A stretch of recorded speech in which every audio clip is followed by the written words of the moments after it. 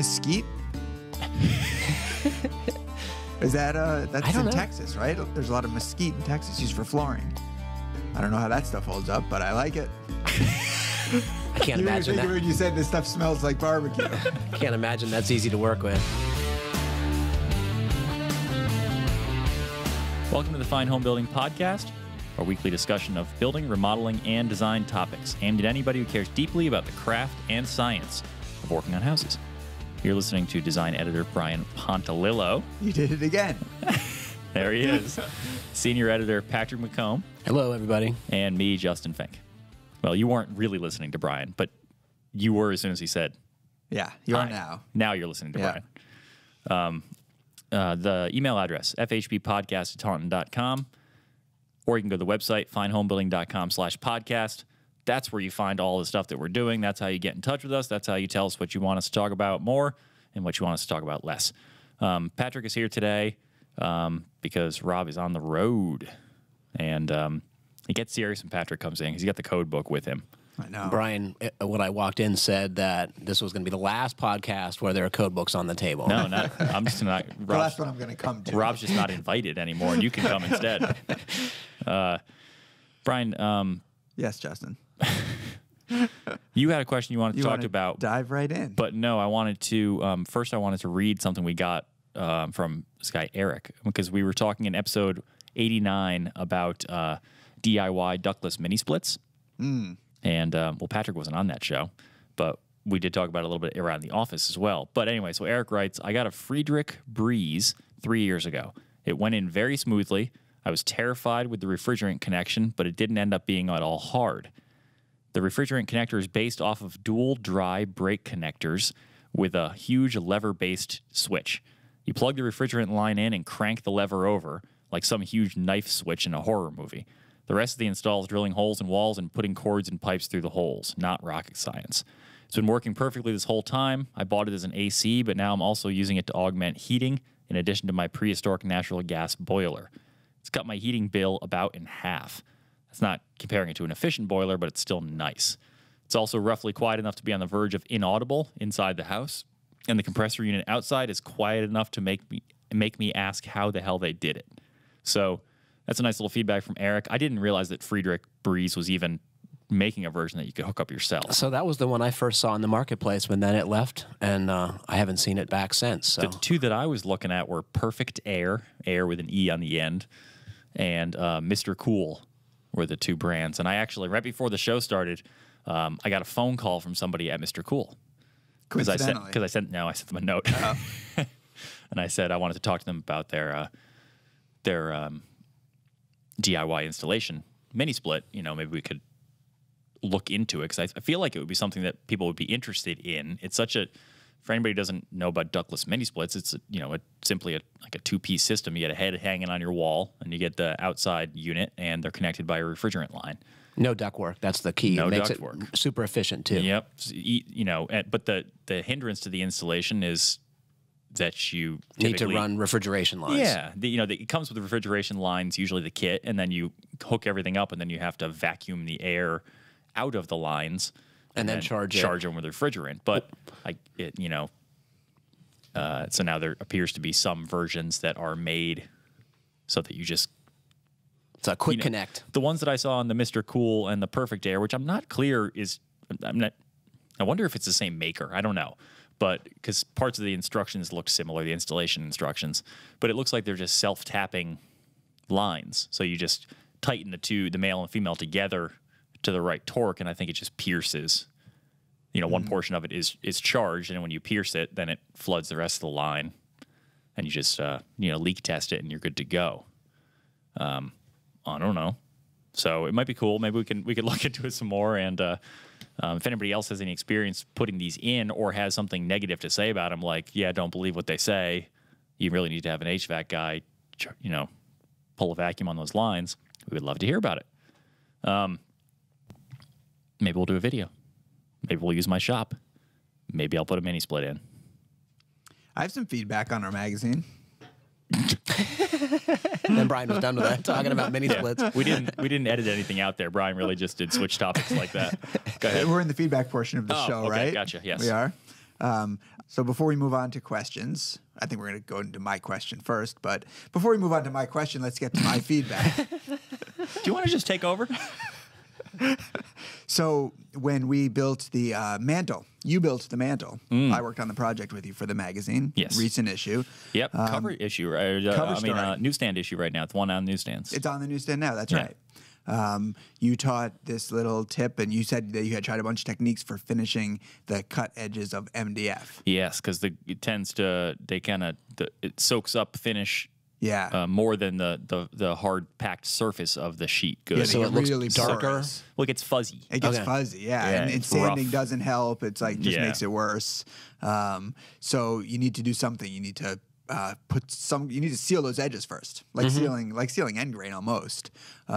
So Justin taught a tip in the magazine about using some watered down wood glue. Just yellow glue? And I was making some drawer fronts and door panels for some built-ins, and I used that technique, and it works so well. Yeah. It's so easy and fast and works so well. Do you do that with a brush? I'm sorry. Yeah. I'm trying to. I use like a little. What are the little glue brushes I use? Like those little Flux brush? brushes. Yeah. That's exactly what I used. And then you sand it when it's dry? And I do it in a couple of coats. You know, let it soak up and then sand it down, and then I hit it with shellac or shellac-based primer or something. But I used to do it with just like wiping spackle on, and that Right. was such a mess and so much sanding, and you got to wait for it to dry. I mean, this stuff dries so fast. You can even hit it with a heat gun if you want to just speed it up and keep moving. You really don't. If you need to, You by don't the have to time wait long. unless you have if you have one small thing to do, Yeah. maybe you have to wait a little bit. But if you have I had a bunch of drawer fronts to do. By the time I was done, I came back to the beginning. It was almost ready to put a second coat on. Right. And the edges actually took paint better than The flat part? than the flat part. Really? Really remarkably well it worked. That tip. So good tip, Justin. All Thank you. right. You were saving that one for the show. Yeah, I saved it for the show. All right. Did you finish the project? Close. I'm close. This is It's funny the 'cause- closet built-ins? Yeah, and I did these 2 sliding panel doors above some drawers, and we've been living with these drawers and with the top just open for about 10 years. And Amy, my wife, does not like these doors. You know, she immediately said to me, "This is horrible. Can you please take those down?" And it was just it looked so unfinished for 10 years, and now that they're up and it looks really nice, it looks really good. And she hates it because it doesn't make any sense for her to have to open a door to get to her clothes. Yeah. Well, Amy's no nonsense. I just started a new project. I'm building a Hoosier Cabinet, which is like the original kitchen cabinet in the process of, I decided I was going to post a bunch of photos of it as I'm working on it on Instagram, because I need to get myself re-engaged in that again and force myself to share some techniques and things. It's hard when you get out of work. I don't know how some of these contractors do it all day, sharing their scribing tips and what they're doing. It's sometimes you just need to focus on what you're working on and get some work done. Yeah. So what I ended up doing is I just take a few snapshots or a quick little 1-minute video of something as I'm going, and then Post it later. when I feel like posting, I'll put it up. So that's how I've made it work for me. But anyway, so do you guys know what Hoosier Cabinets are? No. It was like before, I guess, I'm going to get the dates wrong, but it was early 1900s up until, 30s, 40s. That was what was like the hot thing to have in a kitchen. It was like a baking center, because instead, you used to have the separate stove, separate sink, and like a big prep table, and like a pantry or whatever. And the Hoosier Cabinet had your ingredients, had like a flour dispenser and like a pull-out work surface for cutting and rolling. I didn't know you were a big dough. baker. And I'm not really, but it was actually on the plans for my house, because I still have the original building plans, and they had a Hoosier Cabinet on there. It was a little bit different, a little bit bigger than what I'm doing. And they were called Hoosier Cabinets, by the way, because most of them came from Indiana. They were all manufactured in Indiana and then sent all over the So this was country. a commercial product? It wasn't just it like wasn't- something a carpenter would make? It was I believe that people were buying them, yes. And is it furniture or built in? It's a standalone piece, as far as I understand it. Mine is certainly a standalone piece. And it's a collection of doors and drawers, and it looks sort of like a step back hutch. Nice. Like cabinet on the bottom, upper on the top, and it was the thing that you had to have in your kitchen for those decades. And then it eventually that morphed into built-in cabinets, which is what everybody had after that, and everybody still has now. So are you building it, like truly building it like a piece of furniture? No, I'm using a combination of sheet goods and solid wood. Some pre-finished maple for the interior. And anybody interested, they can hop on Instagram and take a look at some of the stuff I've been posting about it. Hopefully that will keep me honest and keep me moving on the project if people are asking me questions about it. And I'm using MDO for the outside faces of it. Cool. Medium density overlay. It's going to be paint grade. And I haven't done much of the MDO, so I'm interested. I've heard great things about its ability to take paint. But I don't know a lot about its working characteristics. Like, that little nitty gritty stuff you just have to learn yourself. Like, how does it smell when it's cut? How does glue clean up on the edges? How does it take primer and what grit do you sand it to? That kind of stuff. So how heavy is it? Yeah. How much does it bow? How stable is it? How does it take fasteners? Why did you choose an MDO for this? I just wanted to try it really. And because, like I said, I've heard great things about how well it takes a painted finish. It's got a nice surface. Got a super nice surface. Yeah. It's just craft paper basically bonded to plywood, right? I believe so. Yeah. I don't know what they're doing to it to make it, because it's waterproof. It's some people call it signboard. Yeah. Because it's used for outdoor Exterior signage. signs. Yeah. I mean, it's quite a bit more than just using MDF, which was going to be what my original plan More was. money. Oh, yeah. Have you found that the layers are continuous, or do you come across some voids in there? I haven't cut up the sheet I bought yet. That'd be I've still something been I'd want to working know. on that. Yeah. It looks like sort of like a sheet of CDX. Baltic birch, or No, it's not No. that. But I don't know. More to come on that. Cool. So anyway, that's the project going on at the homestead right now. What about Patrick? Football games. The missus and I were talking about altering the floor plan in our kitchen, and it's just a landslide of a project. It's one of those things that starts off pretty simple to get some more counter space, and is it's a slippery slope, man. You have a fairly narrow kitchen, right? It's a tiny is kitchen. the table in there? The dining table is in there. Okay. So food prep, we usually prepare meals together, my wife and I, and our son sometimes helps. There's really not enough counter space for multiple cooks to work. So we want some more space. The difficulty I have is in our kitchen is our laundry equipment, because our house is so tiny. So I have to move that to really make any more usable countertop. And so if I'm going to move that, I want to level up the floor to the adjacent living area. There's about a 2.5, 3 inch drop from our living area into the kitchen. The floors don't line up because it was originally a screen porch or a sleeping porch that was made into living space.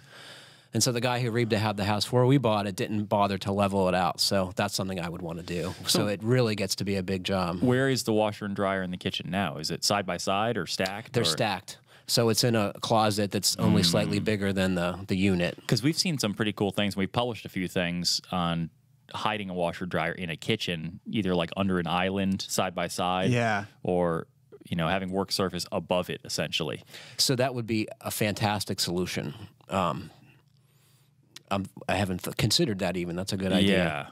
Yeah. Our laundry equipment is very big. I don't know if it would fit under a counter like the smaller units I've seen. Do you have another place for it to go somewhere in the house? Or no, you have Not to really. figure that out. Our bedroom is too small for it, and there's really no other. It would be in the living room. You need an addition. I need a laundry room addition. Is what I need. What about the basement, though? You have a full basement. I'd have to go outside. We don't have access from inside the house into the basement. You need a stairway. Either way, you're doing something. It's going to be a big job.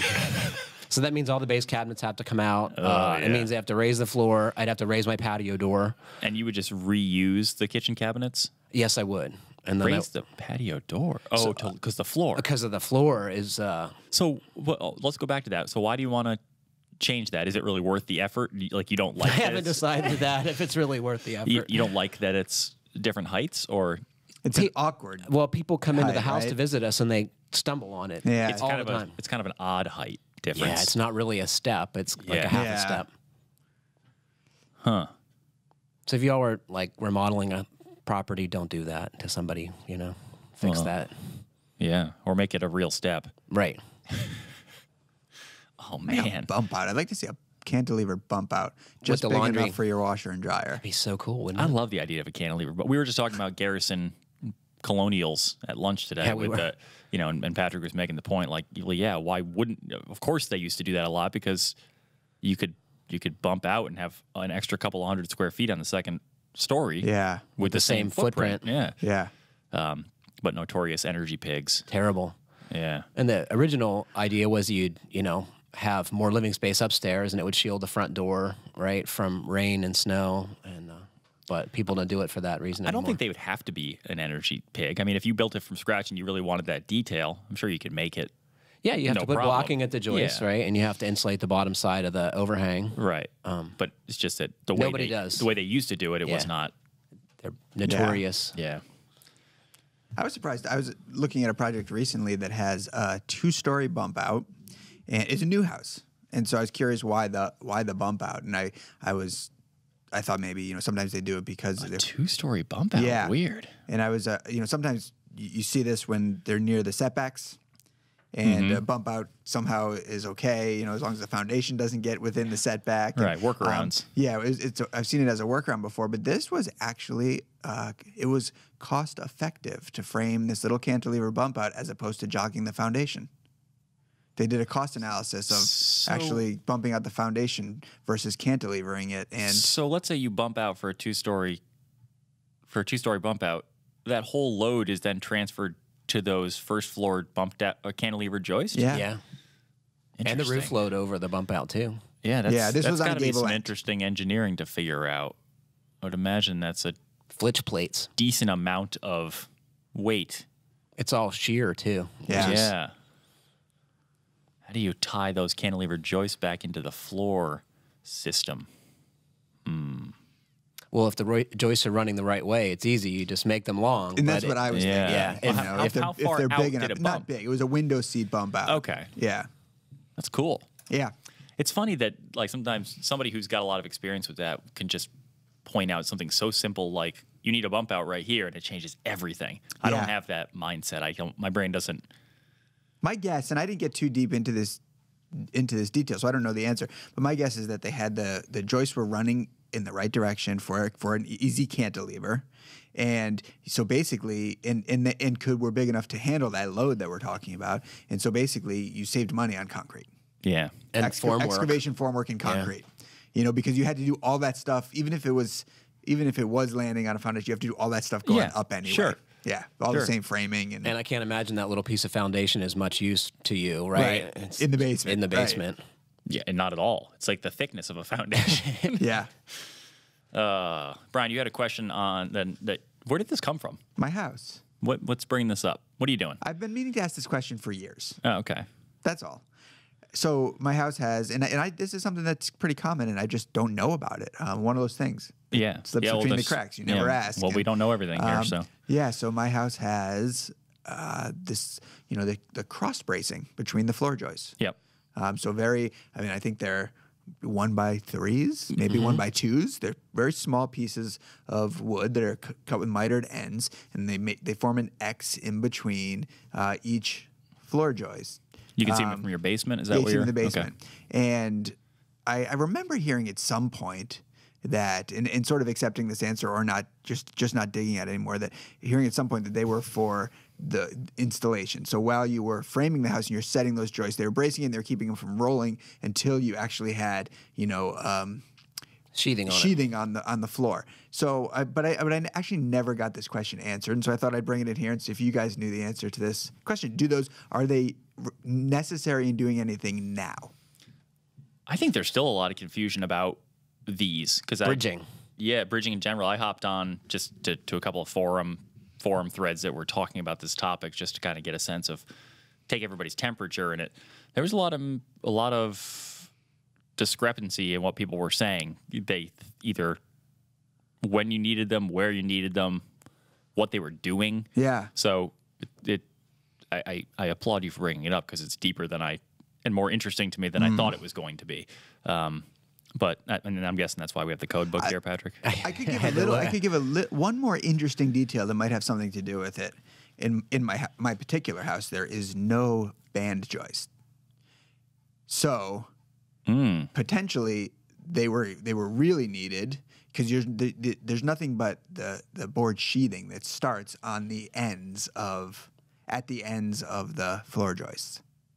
The first piece of board sheathing is nailed to the ends of the floor joists and goes up there, goes up onto the walls and continues up the house. I wonder why. Why would you skip that board?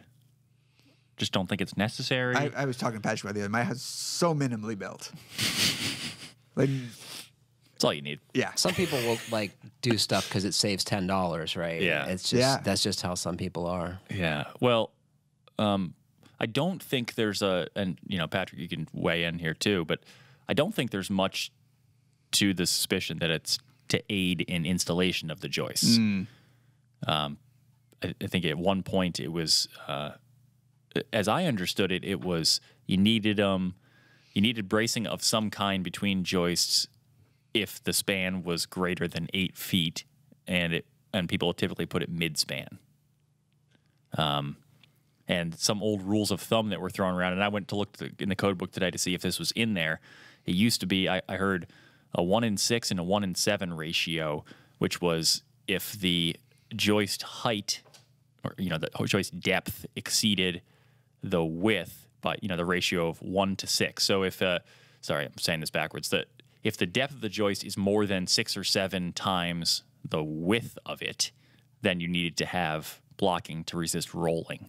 Because what they're worried about is that the taller that joist gets, the more susceptible it is to rolling once it's under load. But then I haven't been able to find reference to that anymore, so maybe that has gone away. And Patrick was saying that load sharing was one of the reasons given by engineers that I've talked to about this is so it spreads the load to the adjacent joists and helps prevent bouncing or so there must be the live loads. Yeah, it's less the dead load. It's more like, think about like the good example I saw was like a piano leg. You bring like you put something really right in the center of the floor and right over one joist, and it's now not just that joist, it's the ones on either side that it's also helping to carry it. And the there is variation from joist to joist in terms of like its maximum allowable. Like I know they're all rated for a certain thing, but if you actually physically broke each one of them, they're going to have a different breaking point. Sure. So the average of all of those when joined together is better than any one by itself, I guess is the way to kind of think of it. But what is the rule now? Well, I would start by saying that if load sharing is your goal, solid blocking is better than the diagonal bridging, right? Because it's hard to make those components tight enough and fasten them that they actually work. And I think that's what they're all falling out. Engineers would tell you, right? Yeah, that's the fact. The diagonal bridging was, you would install that usually from above as you're putting the floor, after you put the floor joist down, then you put the sheathing over it. You could technically do it later from down below, but I think that was like, that's when you're punishing your new guy and you want him to quit. I mean, right? what they'll say is like, well, you should let all your joists dry out so that they're all acclimated and they're done moving. Then you put in the strapping. That way it won't shrink and it won't pop off. It's like, yeah, come on, dude. Who's doing that when they're framing production style and moving to the next house down the street, So this is the 2012 IRC that I'm looking at, and in section 502.7.1, for those of you who are reading along at home, joists exceeding a nominal 2 inches by 12 inches shall be supported laterally by solid blocking, diagonal bridging, wood or metal, it says, or continuous 1 by 3 inch strip nailed across the bottom of the joist, perpendicular to joists at intervals not exceeding 8 feet. So you don't need to do this unless your joists are deeper than 12 inches, who has solid lumber joists that are deeper than 12 inches. So, and there's a special exception for engineered stuff that is deeper than that. And you have to do what the manufacturer says in that instance anyway. So it's pretty much you don't need to do this.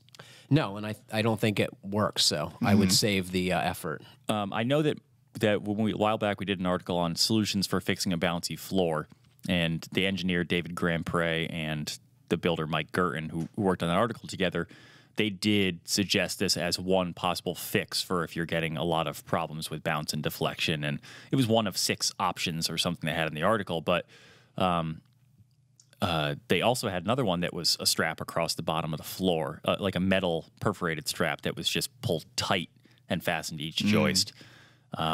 It's interesting that they mentioned 1x3 strapping, though, because when I was looking at some of those discussion forums, we know that in Massachusetts, it's very common for them to strap all their framing for some reason that Ceilings. I still have yet to figure out. Yeah. So they, even if people were still doing blocking all the time, This would satisfy that. That method would satisfy, yeah. But you still see this detail a lot. I mean, You it's do, still, and I think it probably works better if you use the metal tension bridging than using 1x3s, which are notoriously naughty and terrible. So I think there's probably some validity to using the steel tension bridging. Yeah, I mean, I think that. Where are you hearing that you've heard from engineers that it doesn't do anything? It's not that it theoretically it works, but in practice it's the installing it that really falls down. If your goal is to have better load sharing, use solid blocking and stagger it to make it easier for yourself, right? And even then, that has to be installed tight. It has to be tight. If you're relying on the nail shanks to bridge the gap between the blocking and the joist, then it's not doing its job of acting those joists together as a group. It's still required for decks, though, in certain situations, especially over a beam. That makes a lot more sense, right? Because that where you could have the rollover problem that you were talking about earlier. And I learned Matt Milham's working on something about this with, again, Mike Gerton, the updated deck codes that are out for 2015. 2015? No, 20. What are we on now? 2018 is what just came out. What I didn't realize is that blocking over a deck beam doesn't have to be full height. It can be full height or as low as 60% of the joist depth. So you don't necessarily. I know some people worry about squeaks and things like if things shrink at a different rate, that you might have a hump or you might have a problem with you step on that and it presses down in the blocking and squeaks or whatever. But also if you have to route anything through those cavities. It doesn't need to go full height. It'd be nice to have that space for running pipes and wires, for sure. Or underdeck drainage. So, yeah, did we answer your question, Brian? Yeah. Rip that stuff out. Rip it out. That was a good question. Well, you don't have a rim joist, so maybe keep yours. There's no reason to rip it out. It's not harming anything. It's not if it was in you. the way. The question is, do you put back what is falling out? Yeah, no. No. Hell no. No.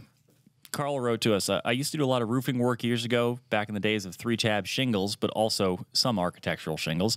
I've been doing some roofing again recently, and I've either have gotten weaker or shingles have gotten thicker and tougher. What do you guys recommend to get clean cuts without breaking my hands and forearms? A hook blade doesn't seem to go so quickly in modern materials. I have definitely run into this problem. So the method, what are you talking about with the hook utility blade?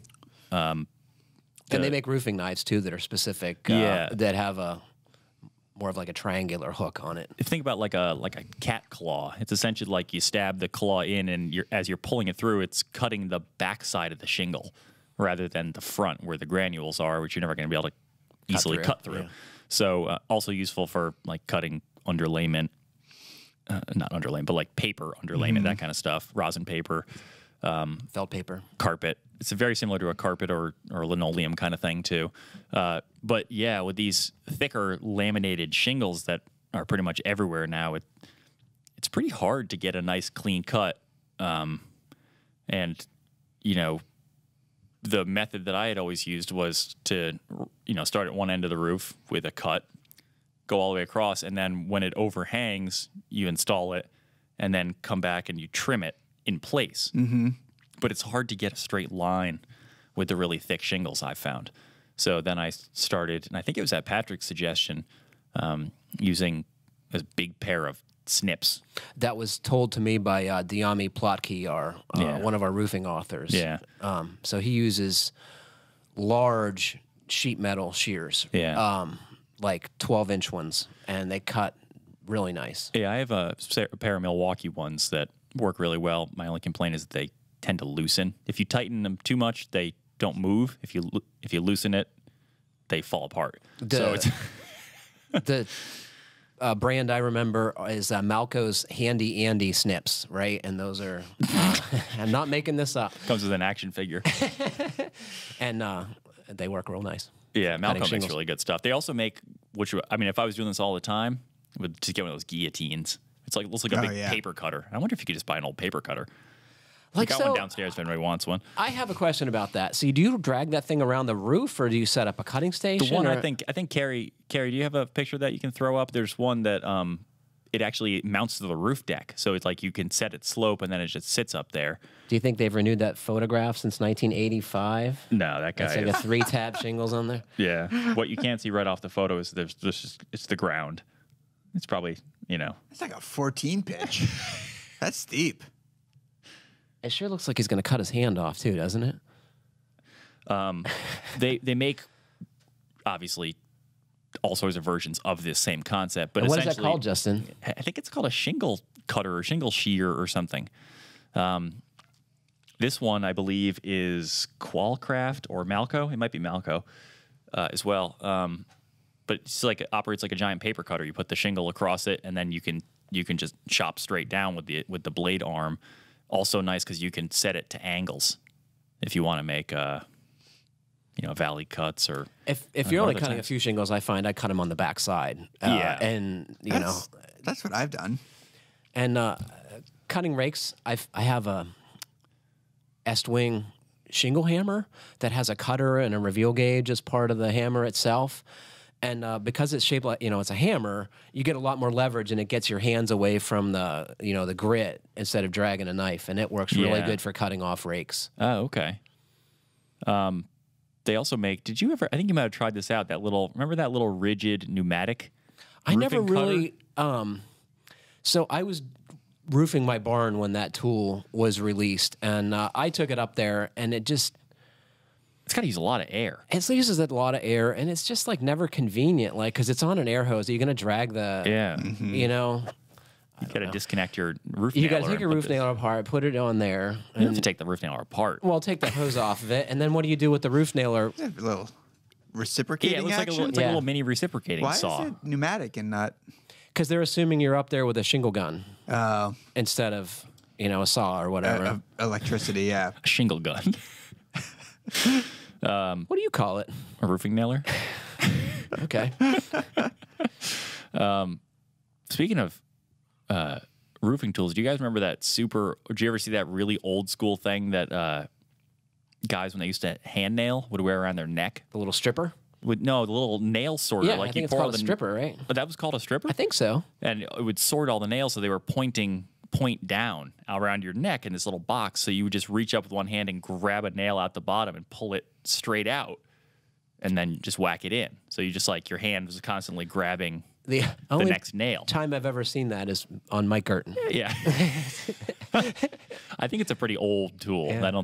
First of all, who's hand nailing a roof? But I love roofing. What do you Really? like about it, Brian? Yeah, I love that kind of repetitive. You can really get in a groove and keep things moving. You see results. you like sweeping too I do like sweeping and painting. See results. You like the results. worst jobs. You probably like putting in shoe molding too. I don't know about that. Got to draw No, one I like somewhere. that kind of. I like that kind of work that is like I said, you can get in a groove with roofing and you can really move. A couple guys, a couple people. Yeah, It's heavy. I like roofing. It's heavy. Granules or I don't like tearing off roofs. Oh, that's the worst ever. Or actually, I should say I don't like picking up roofs that have been torn off. I'm not doing that. I'm gonna be the guy on the roof. I'm gonna be the guy on the roof all day long. It's the guy on the ground I don't want to be. even up on the roof is pretty bad. It's all horrible. There's got to be a better way. we got to get away from asphalt shingles and do something else. Well, remember You know that what comes out fast? Metal panels. You unscrew them and slide them off. Let the wind take them. there was that great video a few years ago. The guy stripping the roof with a bucket. Yeah, we should Bucket set, loader. Let's give Mike the task of trying to find that video of the guy using the backhoe or loader He to was strip pulling that roof. off wood shingles, though, right? It wasn't. I think it was wood, It yeah. wasn't asphalt. Either roofing. way, though, he put that bucket right on the top of the roof and dragged it all the way down. Oh, he was a very gently. skilled operator. That's the way you want to strip a roof. Last question we have today is I don't have a name attached to this one. I'm sorry. We're planning some outdoor structures for the spring, summer, and I'm not a fan of the plastic trim, decking, and so forth. Then again, I don't know if I like the idea of putting in all this effort to build fencing, pergolas, and all of that out of pressure-treated lumber and a top coat of stain and then ending up feeling like it only looks so-so. If we went with naturally rot-resistant woods, do you guys have any favorites? Is the choice pretty much cedar? So naturally rot-resistant woods. I would go with whatever grows in your area, right? White oak is a traditional material for outdoor structures. Right, and I think It's easy to work with. We've talked about this on the show. Red oak, very much not. Like it's not interchangeable. White oak has a different cellular structure. It won't absorb and transfer water the same way that red oak will. Cypress in certain parts of the country would be a very traditional choice. White cedar and red cedar Cedar's in our good. neck of the woods here in New England is well, in a lot of places. Redwood is California was very popular, maybe still is in California. I don't know. You can still buy it. And that behaves a lot like cedar, very lightweight. And you can salvage a lot of it. I've seen a lot more Yep. stuff on the West Coast beautiful. built from salvaged redwood. Yellow cedar, Alaskan cedar, I think it's sometimes called, is Yeah. also a pretty traditional outdoor wood. Isn't locust one? I've never yeah. worked with it, but I've heard nothing but nightmares about how hard it is. So I think Andy Engel used that to build a deck not That's that right, long ago. And you have to be able to find someone who saws it. I think that would Yeah. be the difficulty there. And I don't know about working with it, except that They we have used it- to get it in posts in old Yes. houses, and it's freaking really hard. I'll tell Fence you. posts. Yeah. I think because it actually has like carbide in it. Like it's got sand, silica in it. Maybe that's what I meant to say. But those are some options there. It's worth noting that these naturally rot resistant is the best way to describe it, because these are not bulletproof. Cedar can rot. The Really sapwood of any of these species is not rot resistant either. Ed grain is especially susceptible, right? Right. That's where things get started. So you want to make sure that you at least seal those. Yeah. And what do you typically recommend for that? I've seen people do epoxy, just any kind of clear finish. I think anything is better than nothing. You kind of want to just something that soaks in and then hardens, so it kind of blocks the passage, blocks the thirsty end grain from soaking up more water. I think the really old-timey way to do it was with paraffin, with wax. I would think that would just weather right off. I think it would too, but I think you'd have to renew it. Yeah. I'm getting ready this spring and summer. I would like to finally do a little fence in the backyard. A lot of fence, but it won't be super tall.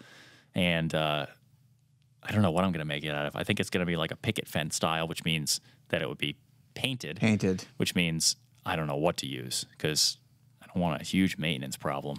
And a lot of the country, like just plain Doug fir is used outdoors, and especially in the Rockies where it's pretty dry. So I don't know where this person's from. That would largely steer what I told them to use. Yeah.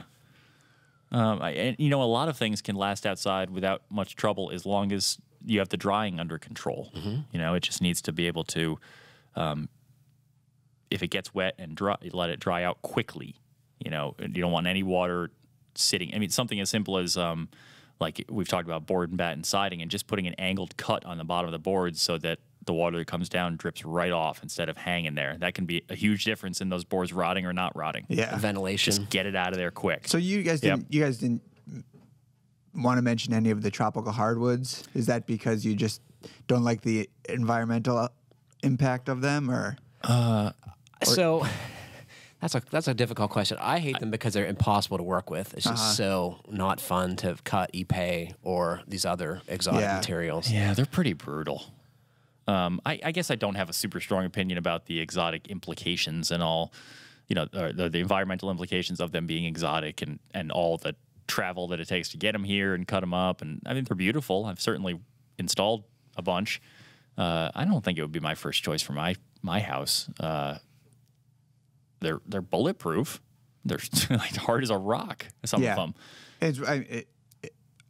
Though with that, they look like in a year they look like weathered, pressure treated if you don't finish them. Yeah, they'll turn gray. So they do require finishing if you want them to have that look for long. Well, that's another consideration here. Like what on this list would not turn gray if you left it unfinished, though? I don't know. I think all of it is going to turn that silvery gray. Someone's going to look more beautifully silvery gray, like cedar. Some cedar has just the nicest luster to it when it goes gray. White oak is cool too. White oak looks cool.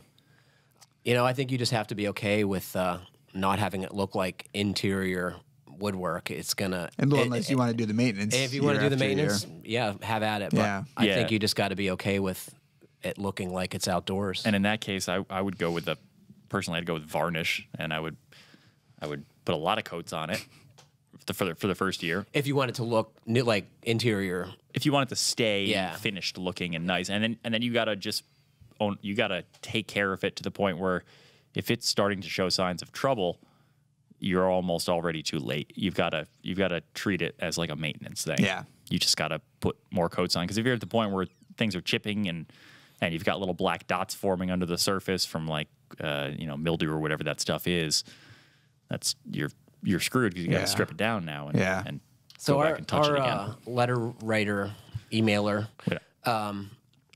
suggested PT with stain, and I would really steer people away from that, because I have not seen any kind of finish stick to pressure treated. My trip to the paint farm reinforced that.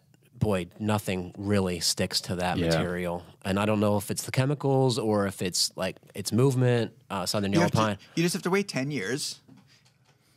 Then you sand the hell out of it and then finish the stick to it. And it'll stick? Yeah. Because it's got no chemicals left in it? I guess so. Is that what you did? But I've refinished some pressure treated decks that were old and that are working out great.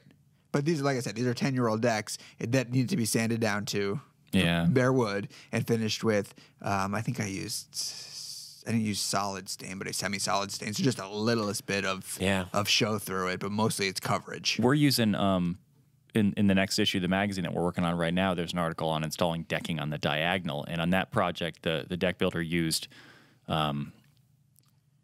is it quarter sawn or vertical grain Southern Yellow Pine pressure treated. Yeah, and it looked great. Like it was just like a really nice grade of. I saw that somewhere, and it Southern looked really Yellow Pine. good. And I'm not sure whether they put a finish on it. I don't think they did. Yeah, they didn't for this article, but that would one option there would be just try to get some Southern Yellow Pine pressure treated. That's and good. There's the thermally modified stuff. Sure. I don't know what shapes and sizes if that's just for decking I or think what you can else get it that in comes all sorts of stuff. It's super expensive, though. It is? Yeah. And I don't know if how that takes finish. I would assume pretty well, because it's pretty bone dry. I mean, it's baked. It's like baked wood. That's what they do to it. Yeah. Yeah. Yeah. It smells. That's a great question, though, isn't it? It smells nice when you cut it. It's like barbecue. You've worked with it? I've just played with samples of it. Yeah. All right, that's gonna wrap us up. That was a good question. Mesquite? Is that that's in Texas, right? There's a lot of mesquite in Texas used for flooring. I don't know how that stuff holds up, but I like it. I can't imagine that. When you said this stuff smells like barbecue. Can't imagine that's easy to work with. Try metal. Some metal structure. Yes. It's a good excuse to learn how to weld. Yeah. All right, that's going to wrap us up this week. Remember, FHBpodcast@taunton.com for your questions and comments and concerns and compliments. Ooh, found another C in there. Thanks to Carrie sitting in today in place of Jeff running the dials. If it sounded a little weird, don't be panicked. It's just that it's Carrie. She's a little bit different style than Jeff. She's nicer, though. She's very nice. She doesn't give us dirty looks. She doesn't eat during the podcast like Jeff does. Jeff was eating a Biddo honey candy bar recently. Yeah, but did Jeff pull out an answer that we didn't know recently? I don't know. I'm remembering from a few shows back. Yeah, he's sitting over there and all of a sudden he like spits out the answer. Yeah, well, because he's working on his own house, so he's probably doing some of that. But anyway, finehomebuilding.com/podcast. Check out the show notes, and let's see if we can hold Mike to the challenge of finding the excavator ripping the shingles off the roof. Yes. I'm not going to offer any help. I'm not helping. Don't help Patrick. I have to tell Patrick specifically because he will. All right, we'll see you guys all next week. Actually, next week, if I got my count correct, is our 100th episode. Well, that's a milestone. Wow. I know. Party. Drinks? So I don't know what the hell we're going to do. Drinks at the podcast? We'll see you for that. All right. Thanks for listening. Keep craft alive and happy building.